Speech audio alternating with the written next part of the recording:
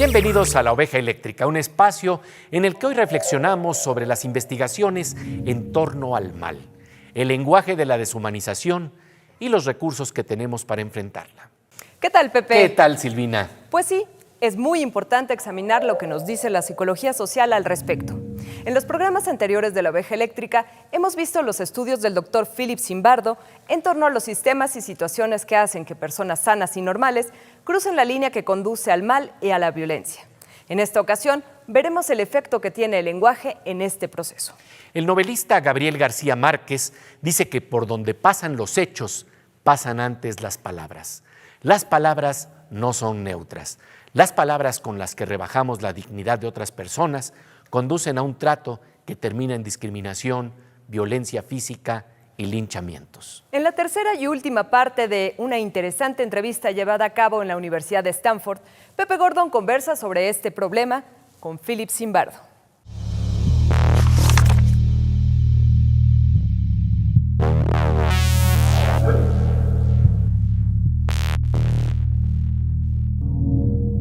In the process of doing evil is very important the process of dehumanization. And that goes also through language. That's very important because we have all kind of euphemisms to degrade the other. And let's talk about your experience with language and evil. So I had mentioned earlier the semantics of evil, that you get people to hurt by saying you're really helping. So that's one thing. But typically, when a system wants some of its members to harm other members or other people, the way they do is dehumanize them. To say they are dehumanization means you identify some individuals as first different from you. So different they're not comparable. They're not on the same level. That we have to use different language when we talk about them. Typically then, we're going to make up a name or a phrase that characterizes them. And it's going to be a derogatory phrase.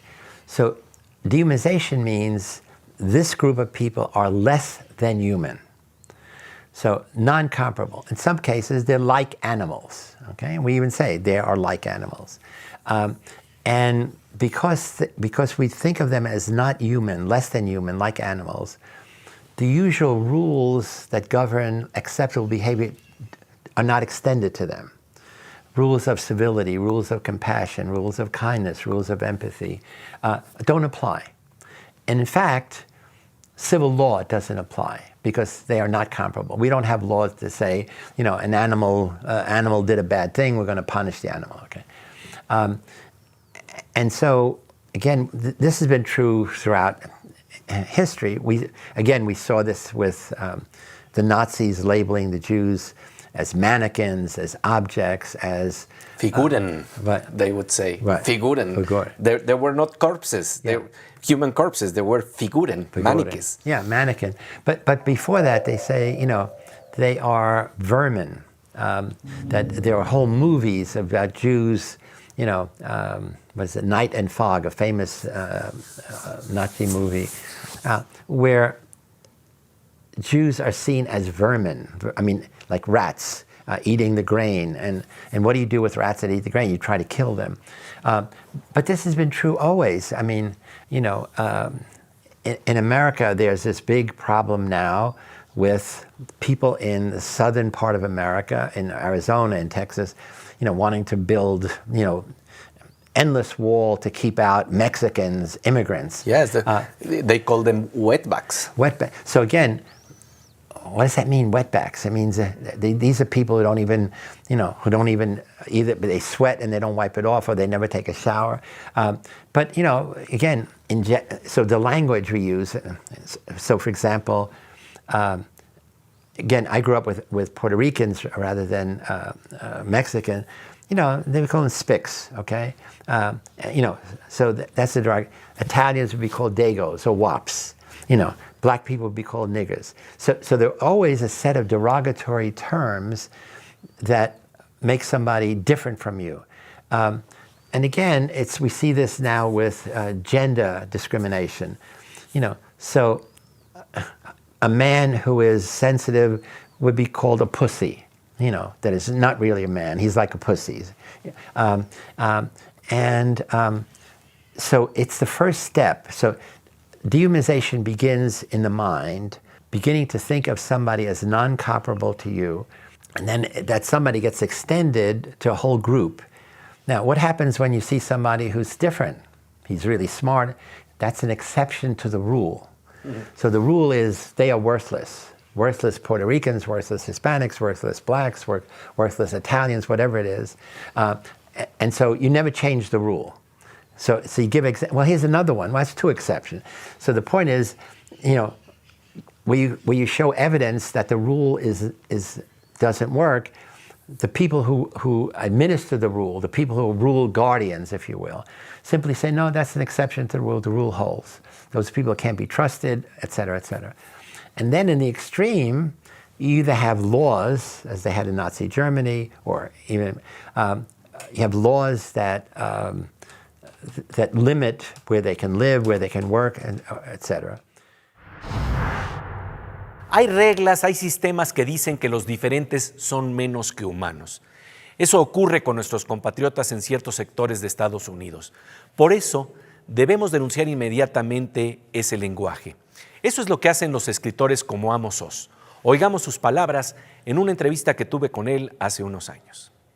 It is the writer's duty to scream when a polluted language is being used. When people call other people parasites or undesirable elements, sooner or later, those people will be treated as less than human.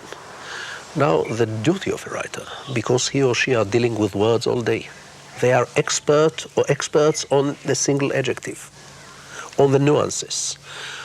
Each time a writer hears this polluted language, it's the duty of the writer to scream fire. Whether the audience would be impressed or not is a different question. We all know the Kierkegaard fable about the actor who shouted fire on the stage, and the entire audience applauded and cried bravo.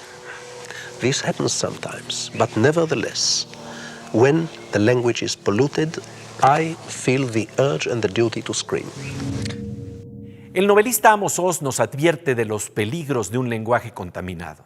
Conduce al linchamiento, como veremos más adelante en la conversación que tenemos con Philip Zimbardo sobre el estudio del proceso de deshumanización. Mientras tanto, hacemos una pausa y con un giro del espacio-tiempo vamos con nuestra compañera Silvina Espinosa de los Monteros, que nos lleva al lenguaje de la esperanza, el que se da en los niños que tratan de abrir sus miradas, sus conocimientos.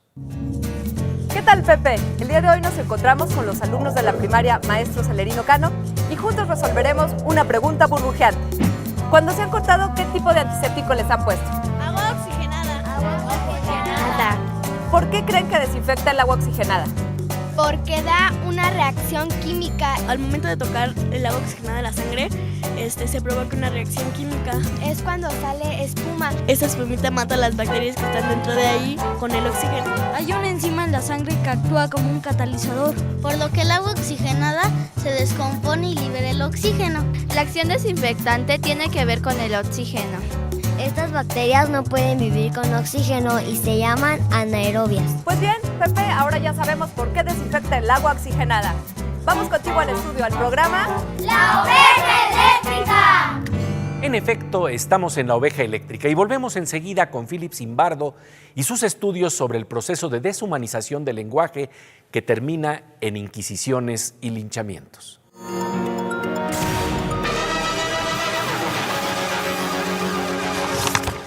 Como de rayo, estamos de regreso en La Oveja Eléctrica para hablar de la deshumanización del lenguaje que conduce al mal, a la violencia, al racismo y a los linchamientos. Pepe Gordon conversó en exclusiva para Canal 22 con Philip Zimbardo, uno de los más destacados psicólogos sociales que realizó el experimento de la prisión de Stanford, donde se revela el efecto de las palabras y situaciones contaminadas.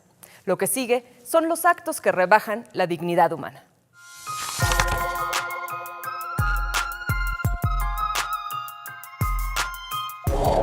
But again, in America,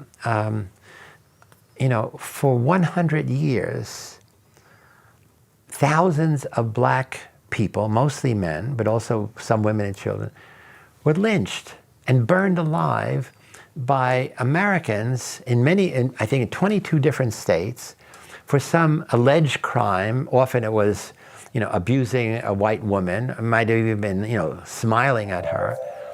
And these were public events. They would announce in advance that they were typically arrested in a jail. And then they would say, on Sunday, we're going to have a lynching. And people would come from all over. We know this because they took photographs. And they not only took the photographs, they sent the photographs to friends who weren't there. And it started the photo postcard industry in America because it was so popular. So these whole set of pictures, and you see in the pictures whole families, parents with their children, maybe 10 years old, boys and girls, looking at black people hanging from trees, sometimes young at the same age, or being burned alive. So it became a public spectacle in which you could see this and feel no remorse, no anger, nothing other than, oh, a good thing is happening. These animals are being cleared from the field. Because the system allows it. And in a different way, what happened in Abu Ghraib, in which you have also pictures and photographs, it's more or less the same. You have to dehumanize the other, and then these pictures are again, we could say, photographic lynching that we have seen. I love that expression. I had never heard that. That's very creative of you. Yeah, so what happened was, in 2004, the world was stunned by 12 photos, I think there were 12, of American soldiers, military police, men and women, soldiers, in a strange place in Iraq during the Iraq War called Abu Ghraib. It was a prison. And the soldiers were doing terrible things to these prisoners, piling them in a pyramid naked, dragging them with a leash around their neck, doing all kinds of things. Not only were they doing it, taking pictures and smiling and doing high fives. We had never seen that before, but also we had never seen men and women doing it. And these were American men and women. And so it was stunning. Now, when I saw these, I was shocked but not surprised, because these are pictures from the next level up from the Stanford Prison Study. And in fact, I was interviewed at Stanford about the similarity of the pictures with, so we had bags over our guards put bags over the prisoners' heads, stripped them naked, as the guards at Abu Ghraib did. And I said, so immediately, whenever there's any kind of scandal, the system has to protect itself. The system has to say, we're good.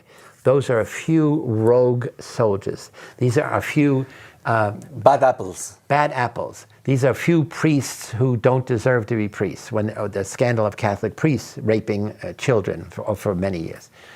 So the system closes in and says, we are good, they are bad.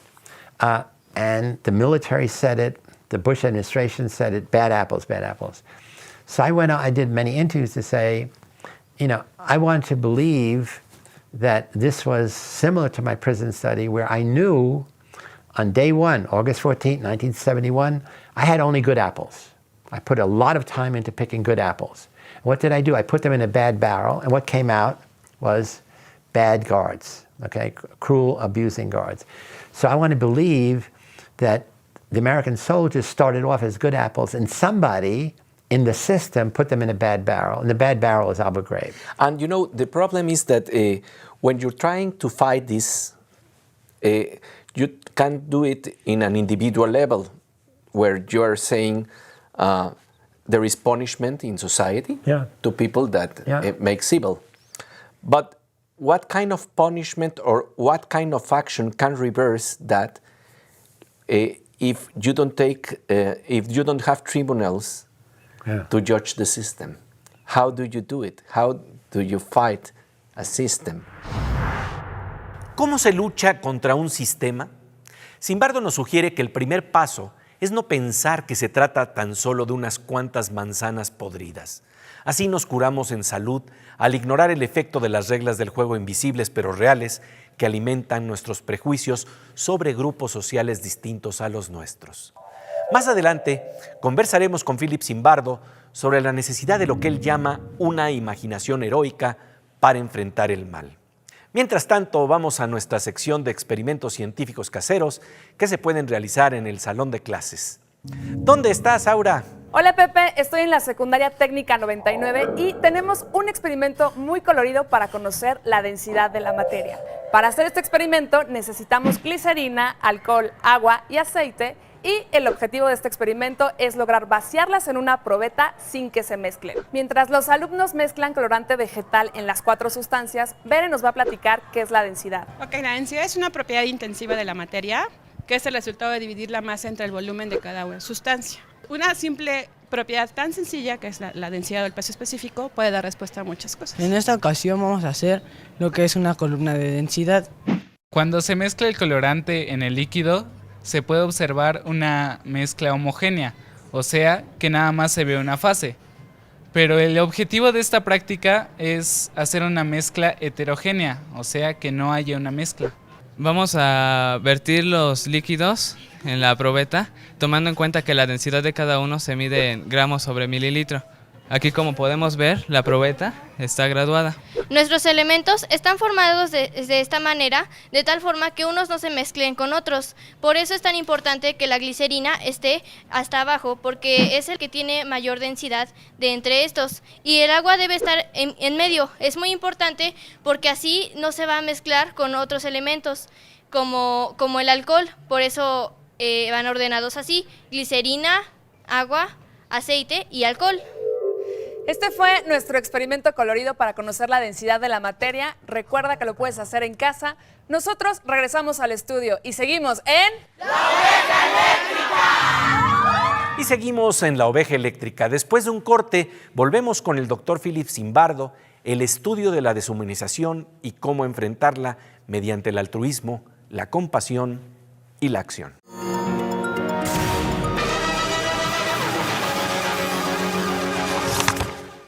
Como de rayo, estamos de regreso en La Oveja Eléctrica para hablar del estudio del lenguaje de la deshumanización y de qué podemos hacer.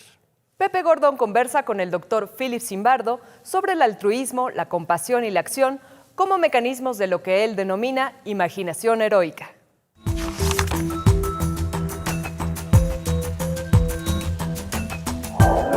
With the knowledge that you have about the dark side of human mind, so this takes us to something very special, because when we talk about altruism, it's very important this to be translated into action. So as you know, His Holiness the Dalai Lama from Tibet has been preaching for decades the importance of compassion, of caring for your fellow human beings, of appreciating their suffering.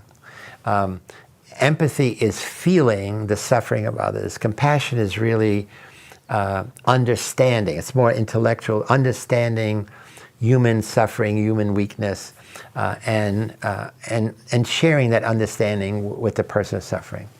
And he gives speeches everywhere. Now there are compassion courses. There's many people doing research on compassion. And recently, I had the honor of having a public dialogue at Stanford University with the Dalai Lama. And I began by saying, Your Holiness, with all due respect, I'd like to ask a provocative question. In a world filled with evil, is compassion alone enough? Semicolon. Doesn't compassion have to be socially engaged in order to make a change? Meaning, don't we have to translate compassion as the highest private virtue into heroic action, which is the highest civic virtue, in order to make a change? If I am compassionate and I see someone suffering, is it enough for me to say, I am sorry you are suffering? That might make you feel good, but from the point of view of the person suffering, all they want is pick me up. Pick me up. Call for help. Get me medical help. Get me a job. Take me out of the gutter. So that for me, compassion is a prerequisite for heroism, for sustained heroism, rather than, there's also impulsive heroism where you just help somebody who's drowning, but for sustained heroism, over time, compassion is the starter. It's almost like the yeast in making a bread, but it has to be translated into heroic action. Action that changes bad things into good things. Action that makes good things better. And in the end, the Dalai Lama agreed, but it's only because his vision has been so focused on how do we create a world filled with compassion. And my vision is, how do we create a world filled with youthful, energetic heroes who are wise and effective, not do stupid things. A lot of heroes get killed. And often, if you look at it, they got killed because they did something stupid, when they should have just called the police. Because that's heroic. Or they should have found out, what was happening. But again, by teaching you the strategies and tactics of how to be a wise hero, that it minimizes the probability that you'll get hurt. One of the biggest enemies of heroes are mothers. Because mothers say, don't get involved, mind your own business. And if you do that, you live a long life, but then when you have children, you pass on the genes of a coward. But you have to say, Mama, humanity is my business. Oh, that's beautiful. You see? And so imagine, Mama, if I'm lying down, do you want people to pass me by? No. You want people to be involved. So the same way, we always have to imagine the tables are turned. Now I'm a rich person, now I'm a famous person, now I'm a celebrity, now I'm a boss.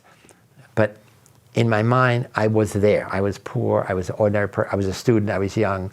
And so it's part of the human connection, so that we have to convince mothers, yes, I want my child to be a wise and effective hero, to live a long life, to be sure, but to live a long life with moral courage and bravery. With solidarity. And solidarity, of course. Philip Zimbardo, thank you very much for this interview. La indiferencia ante la suerte de los demás nos deshumaniza. Los estudios de Philip Zimbardo plantean que es más fácil de lo que pensamos caer en la escalera resbaladiza hacia el mal. Quien crea que no le puede pasar es precisamente quien está en más riesgo. En una situación apremiante es cuando verdaderamente nos ponemos a prueba. Los sistemas llenos de prejuicios nos empujan hacia la violencia, camuflados en un lenguaje que trata de disimular su racismo. Lo que sigue, sin embargo, es el linchamiento.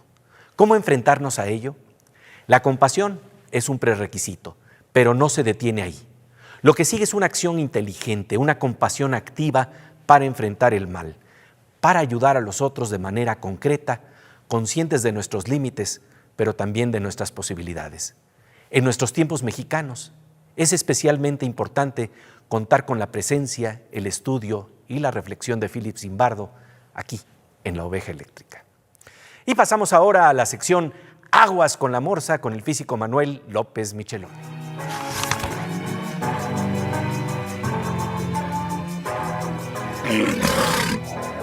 Pues querido Morsa, como siempre, bienvenido aquí a la oveja eléctrica. Gracias, Pepe. Y como has visto en este programa, pues hemos estado hablando de la necesidad de la compasión y de la acción, pero a veces en los medios, como las redes sociales, nos confundimos en lo que quiere decir actuar y simplemente pensamos que al decir me gusta y estoy comprometido con esta causa, ya estamos combatiendo el mal. Sí, en realidad lo que pasa es que el mundo es complejo, ¿no? Y uno tiene un montón de ocupaciones que hacer y uno entra a la red social y de pronto encuentra que hay un desastre natural y uno dice, bueno, me solidarizo y pongo me gusta. Y hay mucha gente que cree que con eso basta, ¿no? Como diciendo, así estamos ayudando. Es como para darse cuenta que me gusta es como el primer paso. Algo hay que hacer, ¿no? Hay cierta compasión. Sí, hay cierta compasión, pero no he hecho gran cosa, ¿no? Si yo tengo el compromiso de ayudar, pues tengo que salir a la calle, porque ser activista de teclado y ratón, ¿verdad? Y desde ahí decir me gusta, no me gusta, me parece, no me parece, criticar al mundo y arreglarlo, pues no soluciona nada, ¿no? Es decir, la gente sí le gustaría comprometerse, pero bueno, siempre tendrá un pretexto para decir no puedo, no tengo tiempo, es difícil para mí, no me puedo mover tan fácilmente, ¿no? Pero algo tenemos que hacer, porque si solamente nos basamos en esto del mundo virtual, no vamos a pasar de eso y nadie nos hace caso, ¿eh? Pierde toda sensatez estar en las redes sociales y decir cosas y que no haya una actividad continua, ¿no? Estamos hablando realmente de algo que podríamos denominar la compasión activa. Eso yo creo que debería hacerse. Pues querido Morsa, como siempre un gusto tenerte aquí en La Oveja Eléctrica. Gracias, Pepe. Y bien, pasamos ahora a la sección Veo con nuestra querida compañera Miriam Moscona.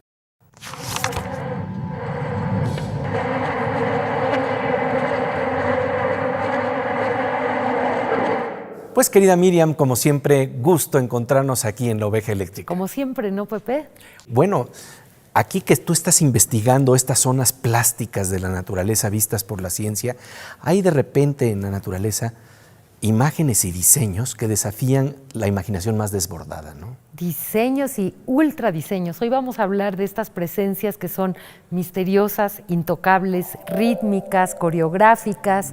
Todo esto y más se puede decir acerca de las medusas, Pepe. En México solemos llamarlas no nada más aguamalas, sino malaguas, que me encanta la palabra, y también lágrimas del mar. Estos seres, como decíamos, ultradiseñados, de verdad, a veces me parece que han nacido del sueño de este pintor de por sí fantástico que es el Bosco, ya lo recordarás. Pues vamos a verlo, será interesantísimo. Todo el mundo ha oído hablar de las medusas, pero ¿qué son en realidad? Los conocidos como Phylum Cnidaria varían en el número de sus tentáculos a partir de un par hasta varios cientos. Una característica notable de las medusas es su campana. Es la estructura globular que forma la mayor parte de la masa de la medusa, cubierta por un tejido de epidermis muy fino. Las medusas no poseen cerebro ni corazón, pero pueden responder a estímulos ambientales. Sin embargo, mediante el uso de estructuras sensoriales situadas en todo el margen de la campana, pueden detectar la luz y determinar la orientación de dicha campana. Estos antiguos seres de la creación, sin cerebro y corazón, son, como algunas personas, atractivas al ojo, pero no quisiera uno amanecer con ellas.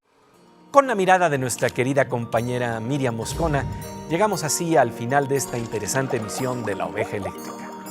Los esperamos en este espacio que explora los verdaderos lenguajes de la esperanza. Aquí, en Canal 22. Somos una opción.